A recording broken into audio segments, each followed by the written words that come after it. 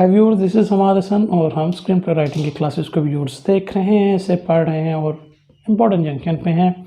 और इस वक्त हम प्राइमस लाइन को मुख्तलिफ एंगल से देख रहे हैं और इस टाइम सिनॉप्सिस के हम 2 क्लासेस कर चुके हैं कि जिसमें हमने देखा है कि हम प्राइमस लाइन को कैसे डेवलप करके सिनॉप्सिस बनाते हैं।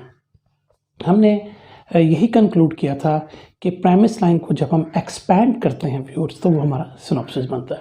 तो व्यूअर्स ये तो हमने बता दिया और मतलब समझा दिया कि किस तरह इसको किया जाता है, लेकिन कुछ लोगों ने मुझे कहा कि अब आप वो ड्राइव भी कर दें हमें सिनॉप्सिस, जो कि आपने प्राइमस लाइन को एक्सपैंड करके हमने मुख्तलिफ पार्ट्स उसके किए थे और उसको एक्सपैंड किया था और अब उसको हम एक शेप देंगे। तो ये कोई डिफ़िकल्ट काम नहीं है, ये आप ख़ुद भी कर सकते हैं, ये कोई इतना इशू नहीं है। लेकिन उसमें 1-2 जो बातें इम्पॉर्टेंट है सिनॉप्सिस के लिहाज से वो मैं आपको ज़रूर इसमें बताऊंगा। तो व्यूअर्स स्टार्ट करते हैं आज का लेक्चर।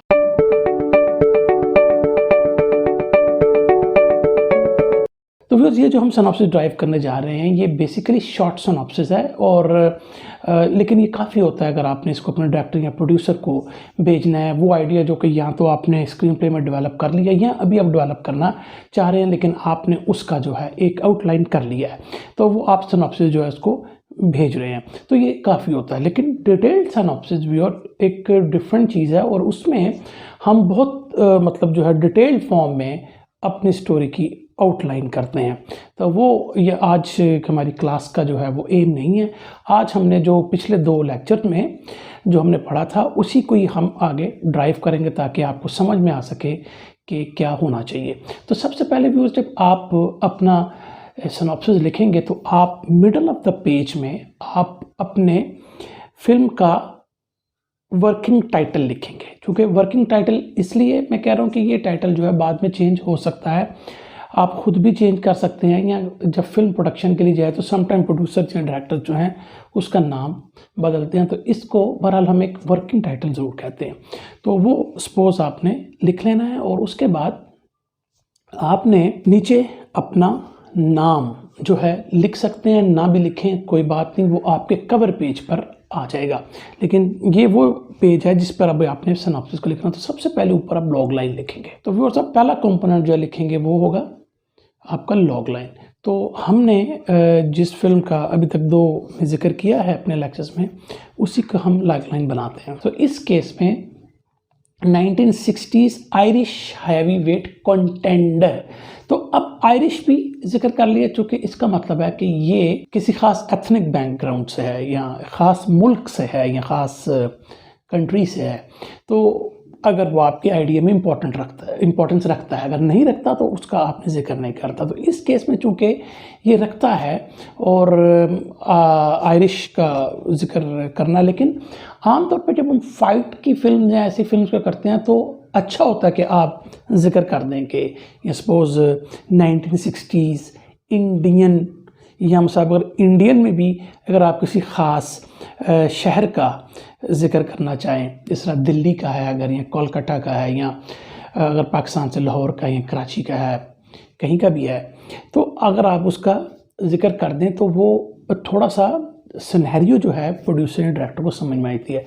तो खैर इस लॉग लाइन में 1960s Irish heavy weight contender with A terminal illness. अच्छा, मैंने कुछ फिल्मों में आपको ये बताया था कि जो टर्मिनल इलनेस है वो किसी शख्स ने खुद नहीं ली होती, लिहाजा वो कोई उसमें क्या इंटरेस्ट होता है, ये क्वेश्चन शायद आपके ज़हन में आए। लेकिन यहाँ पर ये जो टर्मिनल इलनेस है ये उसके काम में इशू नहीं कर रही, यानी मतलब काम में इशू से मतलब उसकी डेथ तो एक्सपेक्टेड है, लेकिन जिस तरह अगर आप किसी को मेंटली रिटार्डेड दिखा देते हैं तो वो फिल्म के अंदर ही या उस सिनेरियो के अंदर ही उसको इश्यूज़ आ रहे होते हैं। या अगर वो बोल नहीं सकता तो उसको इशू आ रहे हैं, या अगर उसका हाथ काम नहीं कर रहा तो उसको इशू आ रहा है, या वो अगर पैदाइशी उसको कोई और मसला है, बाय बर्थ उसको कोई और प्रॉब्लम है तो वो फिल्म के अंदर या उस टाइम पीरियड के अंदर उसको इशू करेगा। इस केस में having a terminal illness which is basically not showing up, यानी इस केस में उसकी किडनी जो है वो फेल हो रही है। ठीक है, तो अब ये जो किडनी फेल हो रही है ये आपको अपरेंटली नज़र नहीं आ रही, तो ये उस तरह हिंड्रेंस नहीं कर रही, या आप ये नहीं कह सकते कि कुदरत की तरफ से ये मसला है। अब ये भी देख लें कि इस केस में भी जो है वो कोई बाय बर्थ इशू नहीं है, उसको कोई मेंटली रिटार्डेड नहीं है, या कोई ADHD का पेशेंट नहीं है, जो कि बाय बर्थ यूजुअली पेशेंट्स होते हैं। और उस केस में मैंने आपको कहा कि आप उस चीज़ से मतलब जो है अपने ऑडियंस की हमदर्दी हासिल करने की जो लोग कोशिश करते हैं कि मैं इसको एक डिप्राइव्ड पर्सन बना दूं मतलब मेडिकली, तो वो मैंने आपको हमेशा कहा कि उसको मैं डिस्करेज करता हूँ। वो मतलब मैंने आपका सिंपैथी तो ले जाता है, लेकिन उसमें बहुत सारी चीज़ें जो होती हैं वो नेचर ड्राइव कर रही होती है, वो खुद उस चीज़ को ड्राइव नहीं कर रहा होता। इस केस में जो उसकी टर्मिनल इलनेस है, वो किडनी का इशू है उसको, और वो किडनी का इशू फेटल है, लेकिन वो फेटल इशू जो है वो उसकी रोज़मर्रा की ज़िंदगी में अपरेंटली नुकसान नहीं पहुंचा रहा। लिहाजा जो ऑडियंस देखने वाली है उसको ये तो पता है कि ये मर रहा है, ठीक है, लेकिन उसमें आपको उस तरह की हमदर्दी नहीं है कि ये कुदरती तौर पे इसको इशू आया हुआ, तो ये ध्यान में रखना। तो फिर हम ये कहेंगे कि 1960s Irish heavyweight contender having a terminal illness. Log line में आपको जिक्र करने की जरूरत नहीं कि इसका किडनी का इशू है, having a terminal illness. Let the producer director ask for the synopsis, या अगर आप खाली उस वक्त लॉग लाइन सिर्फ अगर बता रहे हो तो आप सिर्फ उसमें उस टर्मिनल इलनेस का जिक्र, उस पर्टिकुलर वो कोई ऑर्गन ख़राब है या क्या, उसका जिक्र ना करें, ठीक है, उसको आप तिश्ना रहने दें, उसको आप थोड़ा सस्पेंस में रहने दें, ठीक है, ज़रूरत नहीं है कि उसको आप लिखें। Fights one last bout to save his family from ruin knowing the fight will kill him. अब देखें इस लॉग लाइन में क्या इंपॉर्टेंट बात आ रही है कि हमें सारी चीज़ें समझ में आ रही है। सिनेरियो, ये 1960 का सिनेरियो, एक हैवीवेट कंटेंडर है, यानी कि हैवीवेट चैंपियन ही कंटेंडर है, और वो एक लास्ट फाइट कर रहा है। हमें ये जिक्र करने की जरूरत नहीं है बीच में वो यूं गया, वो उसने उससे लड़ा, नहीं। बेसिक हुक क्या है कि उसने अपनी फैमिली को बचाना है, और उस फैमिली को बचाने के लिए वो लास्ट अपनी ज़िंदगी की फ़ाइट करता है। वो जानता है कि उसको मारा जाएगा, और ये आपकी लॉग लाइन है। हमने ये नहीं कहा वो विन कर जाता है, हमने ये नहीं कहा कि वो हार जाता है, हमने ये लॉग लाइन में बताया यहाँ पर कि वो एक फ़ाइट करता है अपनी फैमिली को सेव करने के लिए, ताकि उसकी फैमिली शटर ना हो जाए, और इस तरीके से हम अपनी लॉग लाइन को बनाते हैं। ये इस केस में आप सिनॉप्सिस में सबसे पहले लिखेंगे लॉग लाइन। उसके बाद व्यूअर्स आप चाहें, मतलब मैं चाहूँगा कि आप लिखें प्रेमिस लाइन, ठीक है। यूजुअली सिनॉप्सिस में आपको प्रेमिस लाइन नहीं मिलती, आप प्रेमिस लाइन लिखें। ये प्रेमिस लाइन एग्जैक्टली वो ये जो पिछले 2 लेक्चर्स में हमने 8 पार्ट्स बनाए हैं, ठीक है, वो एग्जैक्टली आप प्रेमिस लाइन को वैसे ही लिखें। यानी कि मैं सीन्स की बात नहीं कर रहा, जो हमने सीन से पहले जो 4 पार्ट्स जो कि हमारे प्रेमिस लाइन के होते हैं बनाए, और उसके फिर 2-2 होते हैं। सिंपल उस तरह आपने प्रेमिस लाइन बनानी है, जिसके अंदर हमारा करैक्टर है, कंस्ट्रक्शन है, एडवेंचर है, ये सारी चीज़ें जो इसके अंदर आ रही है, आपने उसको एज इट्स लिख रहा है। वो पिछले 2 लेक्चर्स में कह चुका हूँ, टू सेव द टाइम मैं आपको यहाँ पर इतना ही बता रहा हूँ।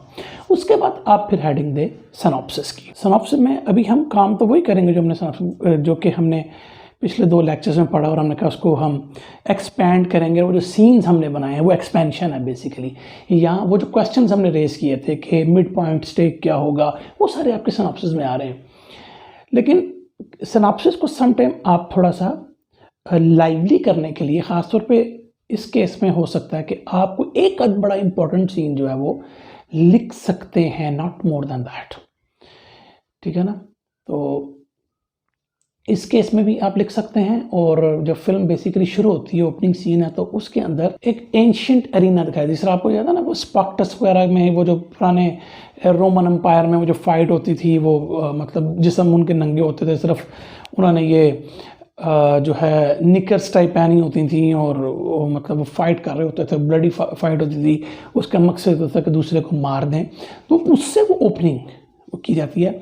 तो लिहाजा ये थोड़ा सा टच दिया राइटर ने, ये इसकी क्रिएटिविटी है कि वो उसने टच दिया कि मतलब ये फाइट जो हम यहाँ फिल्म आगे देखने जा रहे हैं इतनी ही ब्लडी है। तो उसके अंदर एक फाइटर है मिलन कैमोस, ये मतलब नाम भी वो पुराना एंशिएंट ही लिया जो रोमन का होता है, और वो फाइट कर रहा है, ठीक है, वो फाइट कर रहा है और वो अनटच्ड बॉक्सर है या फाइटर है, यानी कि उसको कोई नहीं हरा सकता, और उसके साथ एक अनरिकग्नाइज्ड फेस है जिससे वो फाइट कर रहा है, और वो जो अनरिकग्नाइज्ड बंदा है वो उसको हम कह सकते हैं एक ब्रोकन फाइटर है, यानी कि आज तक उसको कुछ मतलब कामयाबी नहीं मिली और वो हारा हुआ है ज़िंदगी में भी और बज़ाहिर इस फाइट में भी। वो जो अनटचेबल बॉक्सर है मिलन कैमोस, वो ऊपर चढ़ के जब उसको मार लगता है तो फर्स्ट टाइम हम मिकी को देखते हैं जो हमारा प्रोटैगनिस्ट है, जो कि नीचे है लेटा हुआ है, और जो पीछे क्राउड है वो मिलन कैमोस को कह रहा है कि बस आखिरी पंच मार के इसको अब ख़त्म कर दो, और मिकी जो है उसको इन फियर देख रहा है, उसको जो है डरा डरा सहमा सहमा उसको देख रहा है, और जैसे मिलन कैमोस उससे पूछ रहा हो जैसे इशारों में कि क्या तुम रेडी हो, यानी कि मरने के लिए रेडी हो, तो वो हेजिटेशन से कहता है कि सारे लाता है कि यस, तो फिर मिलन कैमोस जो है वो जिस तरह बेरहमी के साथ उसको एक बस पंच मारता है और उसकी आंखें बंद हो जाती हैं मिकी की। ये हमारा फर्स्ट सीन है, यहाँ पे कट होता है। तो ये सीन समटाइम्स ओपनिंग सीन आप लिख सकते हैं अगर वो बहुत इंटरेस्टिंग हो, अगर वो कोई इंटरेस्ट नहीं रखता उसको कोई फायदा नहीं। अगर आप पहला सीन ये देख रहे हैं कि ये एक बंदा है वो अपने घर में ऑफिस के लिए तैयार हो, तो उसमें कोई इंटरेस्टिंग चीज़ नहीं है, और इस ओपनिंग सीन का बिल्कुल एंड में भी इसके मिरर एक सीन आएगा, बिल्कुल इसके जिस तरह मिरर होता है एक सीन आएगा, इसलिए ये इंपॉर्टेंट हो गया। हर सिनॉप्सिस में आपको बेशक सिनॉप्सिस में सीन लिखने की ज़रूरत नहीं है, लेकिन मैंने आपको कहा कोई बहुत इंपॉर्टेंट इंटरेस्टिंग सीन हो तो वो आप लिख सकते हैं। उसके बाद अब हम आ जाते हैं एग्जैक्टली जो हम कह रहे थे कि सिनॉप्सिस को कैसे बनाना है। तो पहले सीन में तो आप छोटी सी हेडिंग दे सकते हैं एंशिएंट एरिना, लेकिन अब वो एंशिएंट एरिना तो चूँकि कई साल पुराना है, तो यानी प्रोड्यूसर और डायरेक्टर को पता होना चाहिए कि आप जो अब बात कर रहे हो एंशिएंट एरिना की बात नहीं कर रहे, तो डिफ्रेंशिएट करने के लिए फिर एक छोटी सी हेडिंग दे सकते हैं कि 1960s बेलफास्ट, चूँकि मैंने आपको ना आयरलैंड का ये बताया हुआ, तो बेलफास्ट, और अगर आपने ख़ास कोई ईयर 60 का बताना हो ज़्यादा बेहतर है, इस केस में 1967 है, 1967 बेलफास्ट, ठीक है। तो आप लिखेंगे बेलफास्ट कॉमा आयरलैंड 1967। अब हम एग्जैक्टली वो लिखेंगे जो हमने पिछले दो सीन्स में लिखा है, और वो क्या, अगर आप चूँकि ये एक्शन है फाइटिंग का, तो उसको अगर आप जुमलों को भी एक्शन स्टाइल में लिखेंगे तो वो ज़्यादा इंटरेस्टिंग होगा। मिसाल पर इस केस में आप कहते हैं कि Mickey is knocked out on the mat, क्योंकि वो मतलब ये लिखने का स्टाइल है, मतलब वो यानी कि गिरा है और मतलब बाहर आके नीचे गिरा है या रिंग पे मैट के ऊपर गिरा है, और उसके बाद फिर वो उठता है, ठीक है ना। He wakes up and he wants to win this match. ये बगैलो के अगेंस्ट हो रही है, ही इज़ फाइटिंग अगेंस्ट बगैलो, और उसके बाद he is determined, he wants to win this match, or then because of the crowds shouting, he comes up and fight again with the Bugallo, and in the crowd is his wife Jane. Okay, he's the only girl in the crowd, और ये भी है, लेकिन ये मैं आपको आप इसके अंदर लिख सकते हैं the only girl in the crowd, ना भी लिखें, कोई इतनी बड़ी बात नहीं है। she finds it hard to upbeat with his win, क्योंकि she is fed up, she is fed up with this one. Viewers back पे जो मतलब सेंटेंसेस चल रहे होंगे आप उनको गौर कर सकते हैं, वो जब मैं ज़ाहिर बात है उसको लिखूंगा तो मैं ज़रा ज़्यादा तरतीब में लिख पाऊंगा। अभी चूँकि मैं बोल रहा हूँ तो आपको उस चीज़ का मकसद समझा रहा हूँ, तो ये ज़रा ज़हन में रखिएगा। आपको बिल्कुल वो सेंटेंसेस जो है मेरे बैक पे मिलेंगे, वो आप उसको पढ़ सकते हैं मैं क्या कहना चाह रहा हूँ, लेकिन मकसद वही है। अब she is tired of this game thing और she wants him to quit. अब व्यूअर्स यहाँ पर अगर आप देखें तो हमने अगर जेन को अभी आगे जाके and again after the post fight Jen confronts with him, तो ये वो एंटागनिस्ट का इंट्रोडक्शन है। अगेन वही बात आ गई कि अब आपने जब क्रिएटिविटी में जाना है तो आपने देखना कि क्या इसी सीन को आप ऐसे लेकर आएंगे, इट्स अप टू यू, ठीक है ना। लेकिन मैं आपको बता रहा हूँ कि जब हमने जो जिक्र किया था अपने सेकंड पार्ट में, तो जब एंटागनिस्ट का जिक्र आया था तो वो ये था। प्रोटैगनिस्ट का भी जिक्र हम ये पीछे आ गया, हमने जिक्र कर दिया मिकी का, और अगर आपने एंशिएंट एलिना वाला जिक्र करना तो फिर भी हमें समझ में आ गई कि ये हमारा जो है प्रोटैगनिस्ट है जो कि इंस्टेंट फियर में है, ये हमने कर लिया।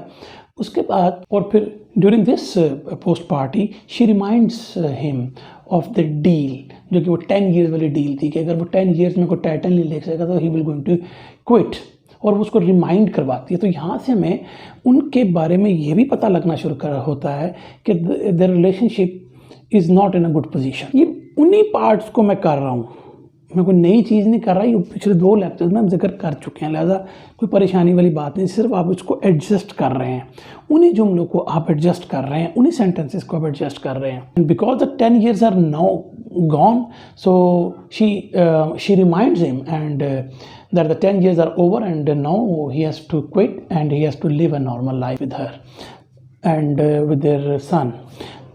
तो ये आपने एक पैराग्राफ पहला बना लिया जिसके अंदर हमें समझ में आ गई, हमने इंट्रोडक्शन भी करैक्टर का दे दिया, और हमने ये देख लिया कोई एक बॉक्सर है, वो आयरिश बॉक्सर है, हमें पता लग गया, वो प्रोटैगनिस्ट की सारी पोजीशन में पता लग गई। और कंस्ट्रक्टिंग इवेंट में अभी यहाँ पर नहीं आया, कंस्ट्रक्टिंग इवेंट यहाँ पर नहीं आया, लेकिन यहाँ पे हमें एंटागनिस्ट का भी पता लग चुका है, क्योंकि ये वो सिनेरियो है कि जिसके अंदर उसकी लाइफ अभी चल रही है, लिहाजा भी कंस्ट्रक्टिंग इवेंट नहीं आया। तो इसको अरेंज इस तरह किया गया है कि कंस्ट्रक्टिंग इवेंट जब आना है उसकी पोजीशन पे, लेकिन अगेन मैंने आपको कहा कि सिनॉप्सिस लिखने का तरीका जो मैंने आपको बताया, आपने उसी पे स्टिक रहना है। सेंटेंसेस आगे पीछे या जो आपके पार्ट्स हैं वो आगे पीछे हो सकते हैं टू सम एक्सटेंट, लेकिन ये नहीं कि डिनोमो पार्ट उठा के आप पहले में डाल लें, यूँ नहीं होगा, मतलब आप थोड़ा बहुत उसको एडजस्ट कर सकते हैं, लेकिन वो एक रिदम में रहना चाहिए। तो इसमें हमें प्रोटैगनिस्ट का पता लग चुका है, हमें एंटागनिस्ट का इसमें पता लग चुका है, हमें उसका ये पता लग चुका है कि उनकी रिलेशनशिप जो है वो ठीक नहीं है, तो हमने बिल्ड कर लिया। उन्हीं पार्ट्स को अगर आप गौर करें तो हमने बिल्ड कर लिया सिनेरियो को। So after the party he drives her to the location where they want to buy that sandwich shop. तो उस पर फिर यह कि वो जो उसकी वाइफ है शी बिकम्स वेरी होपफुल, जो कि उसकी ड्रीम शॉप है, या वो जो चाहती है, और जो मिकी है वो भी जेन को ये ख़रीद के देना चाहता है, तो वो उसको लोकेशन पे लेके जाता है। तो अब हम बेसिकली अब स्टोरी के मिड में जा रहे हैं, और हमें ये पता चल गया है कि उसका मेन गोल क्या है। ये बड़ा इंपॉर्टेंट है, ये आपके प्रोड्यूसर और डायरेक्टर को पता चले। So the main goal is to buy a sandwich shop for her, और एनफ फाइनेंस हासिल कर लेना कि अगर वो कल को मर जाए तो उसके लिए फाइनेंसिस का इशू ना आए, उसकी वाइफ और उसके बच्चे को। अगर वो कल को फाइट में मर जाए तो उसको और उसके बच्चे को, यानी जेन को और मिकी जूनियर को जो है फाइनेंशियल इश्यूज ना आए। लेकिन ये ड्रीम शॉप है तो वो खरीद क्यों नहीं देता, ये अभी यहाँ पे आपको उसको क्लियर करना है बात को। Yes, this is the dream, but they don't have money to purchase it right now or to build that right now, so they keep their dream alive। तो ये जुमला इंपॉर्टेंट है यहाँ पर सेंटेंसेस के, मतलब आप वो कहें ड्रीम शॉप है तो खरीदे, ड्रीम शॉप है but they don't have money, they don't have resources right now to मतलब to get that sandwich shop. तो इसलिए आपको हर बात को क्लियर करके चलना है, मतलब सैंडविच शॉप खरीदना क्या कोई इतनी इंपॉर्टेंट है, उनके लिए इंपॉर्टेंट है ना। ये अगर वो अक्सर जिक्र होता है, जबकि अगर कोई चीज़ आपको कैसे पसंद आती है, अगर आपके जेब में 2000 रुपया है तो आप एक शर्ट ख़रीदने जाते हैं तो यूजुअली आपको 600, 700, 800 वाली शर्ट पसंद आएगी। अगर आपकी जेब में 4000 रुपया तो हो सकता है आपको 1800 की, ठीक है, या 2200 की शर्ट पसंद आए। इसी तरह अगर 8000 आपके पास तो आपको 4000 की पसंद आए। तो इसीलिए किसी के लिए वो सैंडविच शॉप खरीदना कोई इशू नहीं होगा।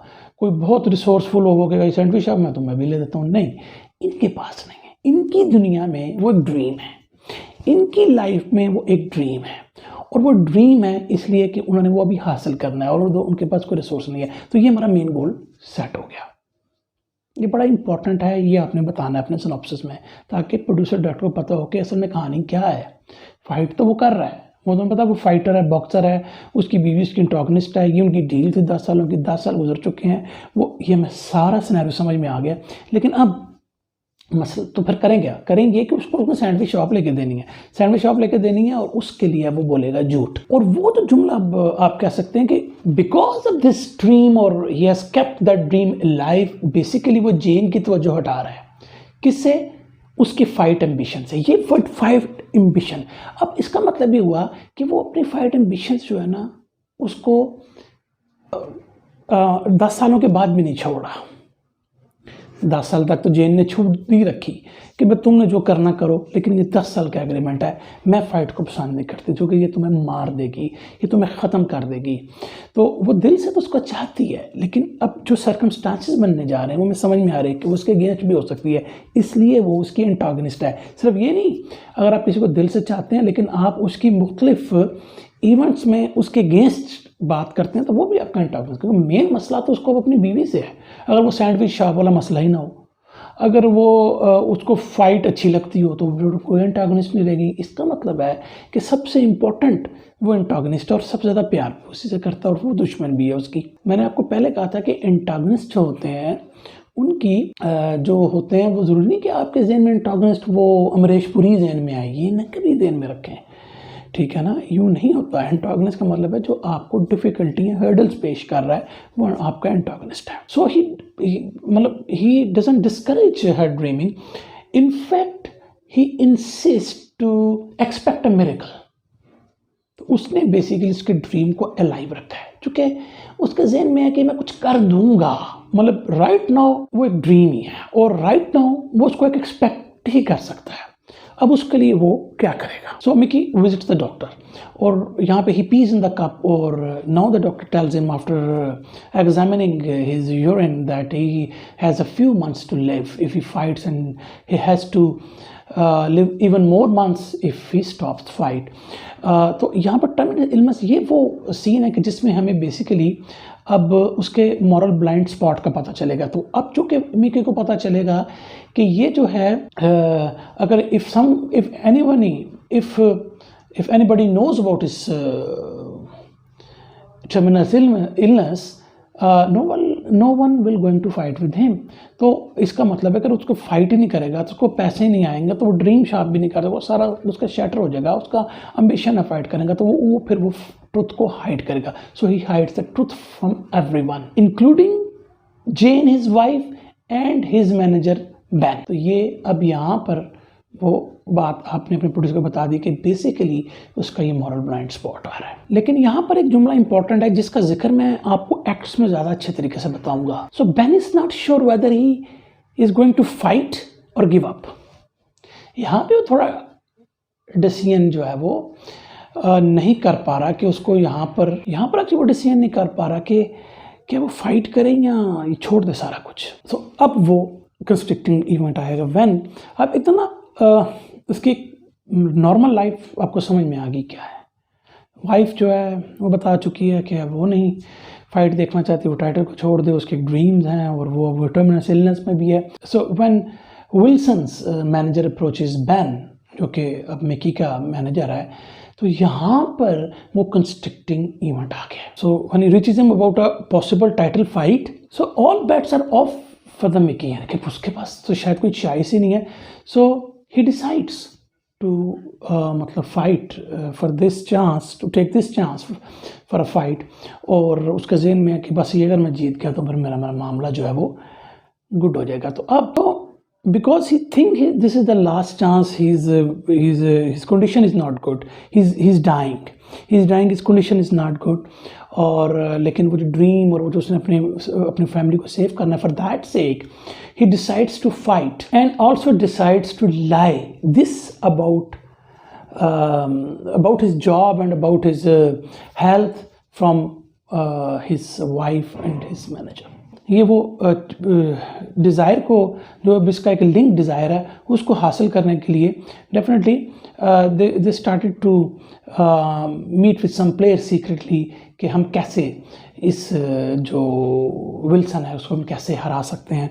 तो वो उसको जानने वालों को या उसके जिसने फ़ाइट्स की हैं उनसे वो मिलते हैं, इसको सीक्रेटली वो सारा कुछ प्लान कर रहे हैं और वो करते हैं। अब यहाँ पर वो आएगा कि when Jane knows about his husband's fight with Wilson, तो she confronts him. She now realizes that basically he is basically alluring her into that कि स्टैनली शॉप का आपको चक्कर देकर तो आप बेसिकली वो गेम खेल रहे, तो उसको एक्सपोज हो रहा है अब उसका हस्बैंड जो है। She loves him but she is heart broken at his betrayal, यानी कि उसके धोखे से वो खुश नहीं है, तो वो धोखा बेसिकली झूठ है। She actually she doesn't want him to fight for money, मतलब वो टाइटल के लिए करना तो और बात है, लेकिन ये तो पैसों के लिए लड़ रहा है, तो ये तो बिल्कुल भी वो नहीं चाहती। तो वो उसको रियलाइज़ कराती है तुम अपने बेटे को देखो जो कि तुम्हें जो है तुम्हें कॉपी करता है, तुम्हें मानता है, तुम्हें वर्शिप करता है, यानी अपने बाप को वो देखता है, वो अपने आप में भी वो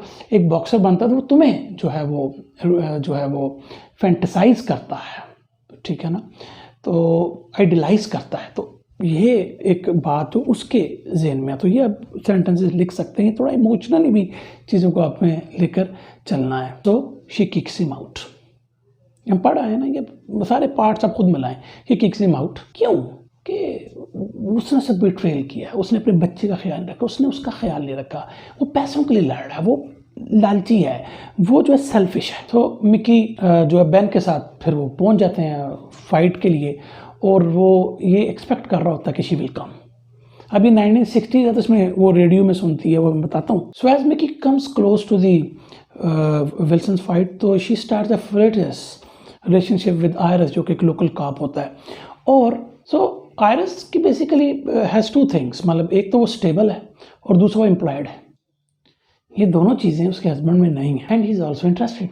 लेकिन डेफिनेटली जेन का हार्ट तो अपने हस्बैंड की तरफ ही है, लेकिन एक फ्लर्टस रिलेशनशिप वो जरूर जेलसी के लिए शायद कर रही है कि मिकी शायद इधर से जेलस हो जाए, लेकिन ये रिलेशनशिप कहाँ जा सकता है उसके बारे में थिंक करेगी। लेकिन the problem is he is not, he loves him but he is not giving a normal life which he deserves.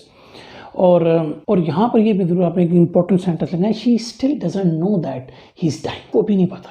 यानी कि देखें ना, एक क्वेश्चन ये आ सकता है प्रोड्यूसर को कि अगर उससे मोहब्बत करती है और वो मर रहा है, तो ये इससे क्यों उसके अगेंस्ट है अभी भी। तो ये आपने अपना कॉन्ट्रडिक्शंस जुमलों में नहीं रखना, वो क्लियर चलना है। तो वो इसलिए कि उसको भी नहीं पता, तो आप उसको क्लियर कर दें। वैसे तो हमें पूरी बात से पता लगा है, उसने छुपाया है, लेकिन अगर आप सेंटेंस डाल देंगे तो मज़ीद इसमें क्लियर हो जाएगा। तो अब यहाँ पर हमने पीछे चूँकि मिड टर्म स्टेक्स का जिक्र कर दिया, और उसमें जो अब ऑडियंस ये सोच रही है कि क्या होगा। सो अब आगे अब बात जो लिखेंगे वो ये कि no Ayres and Jane listen to the radio about जो फाइट हो रही है between, because Mickey is getting sicker and he is no fighting against Wilson, और Ayres and Jane they are now listening the fight on the radio, ठीक है, where Mickey loses a fight and almost get killed। ये वो scenario है जिसमें वो fight भी हार गया, टाइटल भी हार गया, वो पैसे भी हार गया, वो अपनी बीवी को भी हार गया। तो ये मिड टर्म स्टेक जो है वो, तो अब प्रोटैगनिस्ट स्टेक भी मैंने आपको बता दी है, टाइटल भी नहीं रहा, जो है उसकी जो है पैसे भी नहीं रहे, ड्रीम भी शटर हो गया, और वाइफ और उसकी फैमिली जो है वो शटर हो गई। तो ये आपका प्रोटैगनिस्ट का मिड स्टेक भी हमने बता दिया। तो नाउ अब हम जा रहे हैं डिनोमो रेजोल्यूशन पार्ट की तरफ। तो उसमें as there is no hope left for Jane, so she starts to think about another life without her husband. उसके अंदर आयरस की जगह हो सकती है, लेकिन at least without her husband Mickey, ठीक है। सो जब उसको ये रियलाइज होता है तो वो क्या करता है कि Mickey arranges another fight against his worst enemy, और स्ट्रॉन्गेस्ट पर्सन होता है ओरली के साथ। डेफिनेटली इस केस में the winner takes all boat वाली गेम है, और इसमें ज़रा पता पैसे भी हो जाएं और उसके ड्रीम भी ट्रू हो सकते हैं। वो उसको शायद अपना आखिरी चांस समझते हो कि वो ये नहीं चाहता कि जेन पेनीलेस हो जाए। मर तो हो रहा है, 4 महीने बाद भी उसने मरना है, 2 महीने बाद भी मरना है, तो फिर 2 महीने पहले मर जाता हूँ, दिस इज़ द थिंकिंग। लेकिन मेरी वाइफ पेनीलेस ना रहे जब मैं चला जाऊं इस दुनिया से। So let's fight it out. वो कहते हैं ना, अपना सब कुछ छोड़ा देना, भूल ही गए। अब वो सीन आ गया कि जिसमें वो अपना एक और गोल बता रहा है। Before the fight with O'Reilly he goes to the Harris and ask him to be with his family on the radio because Jane will not going to come into the stadium. तो वो उसके साथ रहना चाहता है और वैसे भी वो जानता है, he knows about that he is interested also in his wife and वो एक तरह के उसको रीमैरी की भी इजाज़त दे देता है कि ठीक है अगर वो ना ही जिंदा रहता, because he is going to die, he knows, he tells him that he is going to die.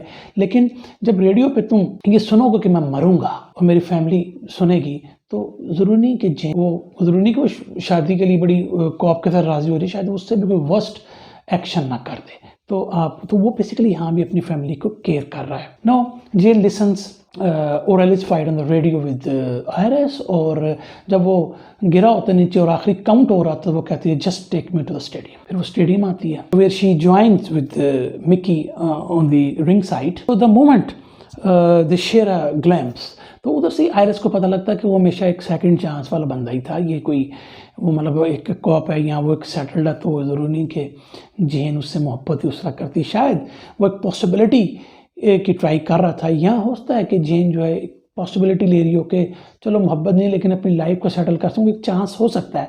लेकिन जैसे ही उसने उन दोनों के आपस में नज़रों को देखा, तो वो समझ गया कि he is always the second part in their film, in their story, in their life. वो ये समझ जाता है, रियलाइज करता है, तो वो थोड़ा सा पीछे ही हट जाता है। लेकिन जेन की presence, the presence of Jane gives another wind, और एक अदर कहते हैं ना कि वो दोबारा से एक जान। इंडियन फिल्मों में आपने बड़ा देखा होगा जी, वो आपकी प्रेमिका आ गई है तो फिर आप में वारदा वो मतलब ये हो सकता है कि कई दफ़ा आप किसी शख्स को देखकर जिसे आप बहुत चाहते हो, तो या आपकी हिम्मत को बढ़ाने के लिए कोई आ जाए तो बड़ा फ़ायदा होता है आपको, ये होता है। तो उस केस में भी कि जबकि जेन उसको ख्याल नहीं था कि वो स्टेडियम में आएगी, वो आ गई क्योंकि वो मर रहा था, वो नीचे गिरा हुआ था, वो बस अब काउंट हो रहा था, तो वो पहुंच गई। तो वो जब उसने देखा तो वो एक नई उसके अंदर जो है वो ताजगी आई, के एक नया जोश आया। तो वो आप उसको कहता है कि he is not fighting for the money, please, he is not fighting for the title, he is fighting for her, please I am fighting for you. ऐसे वो बोल रहा है, I am fighting for you. वो से कहता है कि what I all care is about your safety, about your security, that's what I am fighting for and that's the only truth. And then he wins the fight. और यहाँ पर basically साफ साफ कंप्लीट हो गया, हम रेजोल्यूशन भी कर चुके हैं, वो जीत भी चुका है। अब इसके अंदर अगेन जिस तरह आपने दो हेडिंग दी थी, पहले आपने एंशिएंट एरिना की दी थी, फिर आपने बेलफास्ट आयरलैंड की दी थी।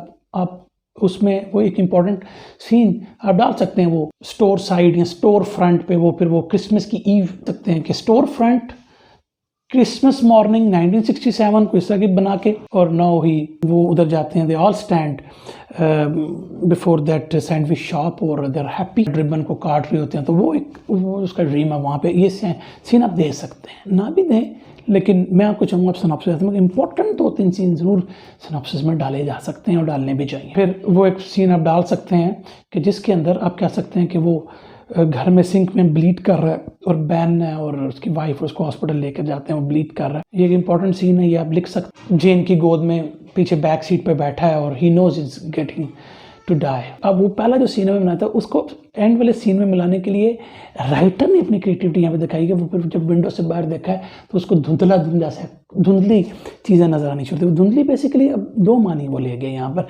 एक तो कि is going to die, done है बात, ठीक है, और दूसरा है कि आप एंशिएंट एरिना पे वापस आ गए। अब बेसिकली वही एरिना है और वो एलन कैमोस उसके ऊपर है, वो अभी वो फेस रिकग्नाइजेबल नहीं है, मैंने आपको पहले कहा था।